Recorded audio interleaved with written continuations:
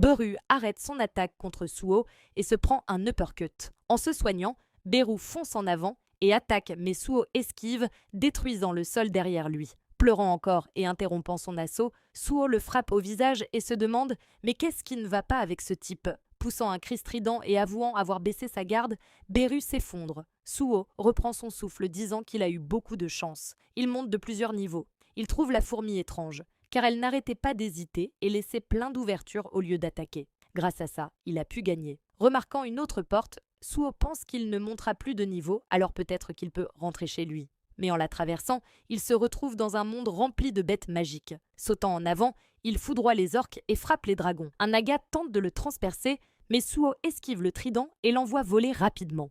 Puis un géant attaque, mais il bloque l'attaque, brisant sa lame. Il court le long de son bras et lui fait sauter la tête. Atterrissant de façon super-héros, des orques montés sur des ours de glace foncent sur Suo, mais il bondit à leur niveau et les bat tous.